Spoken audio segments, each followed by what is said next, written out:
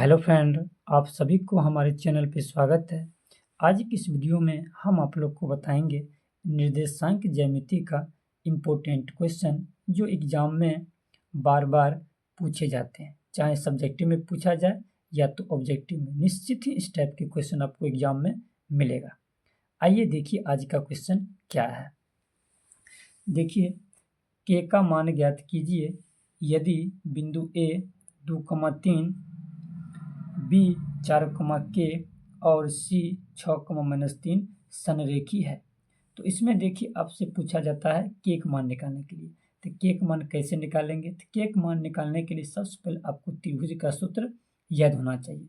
जब तक त्रिभुज का सूत्र आप लोग को याद नहीं होगा तब तक बनाना संभव नहीं है। तो पहले देखिए फार्मूला क्या है, फिर फार्मूला एक बार देख लेते हैं, उसके बाद हल करके आपको हम सिखाएंगे कैसे के का मान निकालते हैं आसान तरीका से। ठीक है, तो देखिए त्रिभुज का क्षेत्रफल का फार्मूला होता है 1/2 into x1 into y2 minus y3 plus x2 into y3 minus y1 plus x3 into y1 minus y2। यह फार्मूला वेरी इंपॉर्टेंट है, एग्जाम में बार बार फार्मूला भी पूछा जाता है, याद कर लीजिएगा फार्मूला। आइए हम सवाल बना करके आपको हम समझाते हैं कैसे बनाया जाता है। तो देखिए सबसे पहले आपका जो बिंदु दिया गया है, ये बिंदु हम तीनों लिख लेते हैं। तो देखिए बिंदु पहला क्या दिया हुआ ए, तो ए लिख लीजिएगा। बिंदु क्या है 2,3 है। उसके बाद बी कितना है, तो बी आपका है 4, है। उसके बाद देखिए सी क्या दिया गया है 6, -3। इस टाइप के 3 बिंदु हम लिख लेना पहले। तो देखिए ए वाला बिंदु में से x1 और y1 हम लिखेंगे। तो देखिए पहला बिंदु होता है x1 और दूसरा होता है y1। तो यहाँ आपको लिख लेना है x1 बराबर 2 लिख लेना है। उसके बाद y1 बराबर कितना लिखिएगा 3, तो आपको 3 लिख लेना है। उसके बाद देखिए बी वाला में से x2 और y2 लिखेंगे। इसको लिखिएगा x2 बराबर कितना है 4, तो 4 लिख लीजिएगा, कॉमा y2 कितना हो जाएगा, तो y2 बराबर k। उसके बाद देखिए सी बिंदु में से x3 और y3 हम लिखेंगे। तो देखिए x3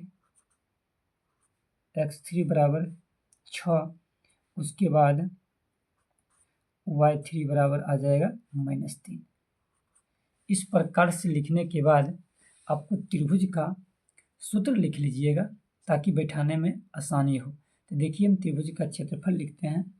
लिखिएगा त्रिभुज का क्षेत्रफल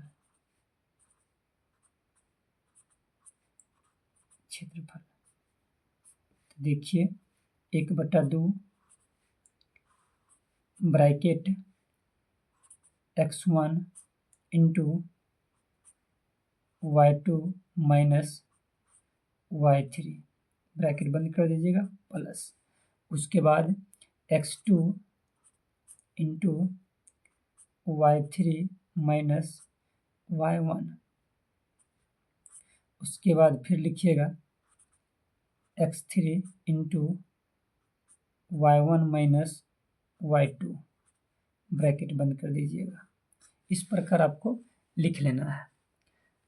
देखिए जब संरेखिक के बारे में चर्चा किया जाएगा तो आपको त्रिभुज का क्षेत्रफल 0 कर लेना है। त्रिभुज का क्षेत्रफल 0, तो इसके सामने 0 लिख दीजिएगा, बराबर 1/2 लिख लीजिएगा, इंटू x1 कितना दिया गया 2, तो 2 आपको लिख लेना है।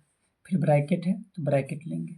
y2, तो y2 कितना दिया गया है k है, तो लिखिएगा k, माइनस है तो माइनस दीजिएगा। y3 कितना है -3 है।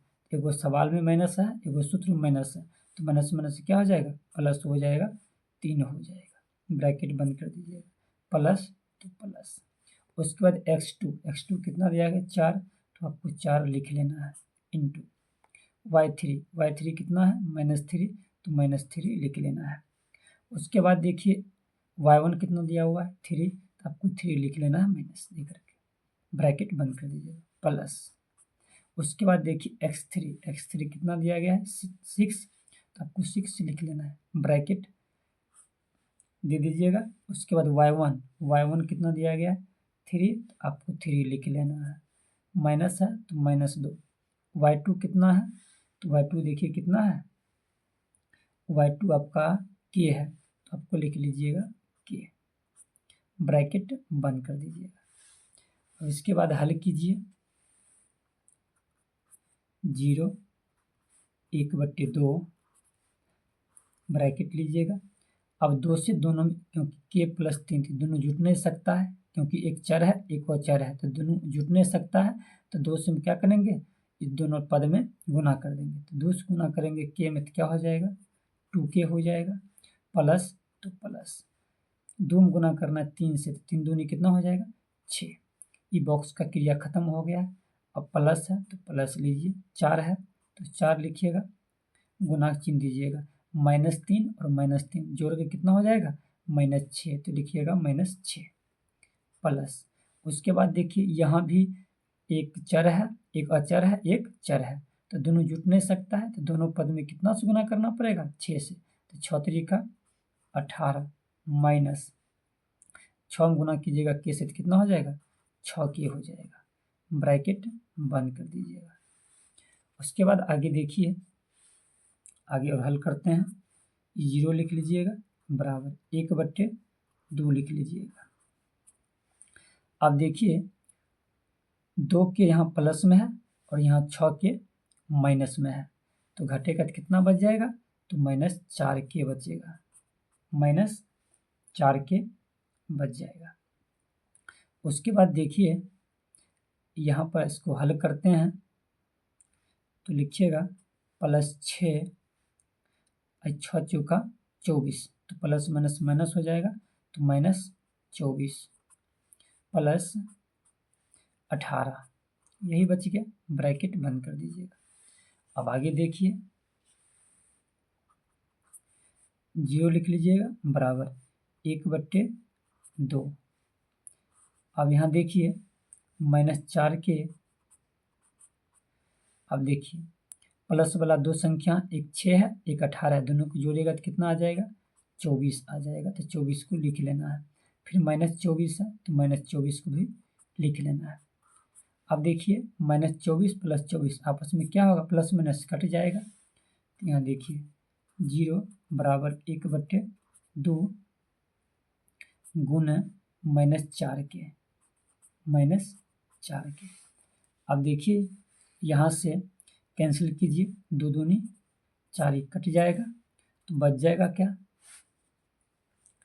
देखिए 0 बराबर इधर बच जाएगा -2k। ठीक, अब देखिए k का मान निकालना है, इसीलिए k बराबर क्या हो जाएगा 0/-2। अब इसको हल कीजिएगा तो क्या मिलेगा 0, यही आपका होगा k का मान, यही आपका आंसर होगा। इस प्रकार से आप k का मान आसानी तरीका से निकाल सकते हैं। इस वीडियो से आपको कुछ सीखने को मिला है तो वीडियो को लाइक और चैनल को सब्सक्राइब जरूर करें। Thank you.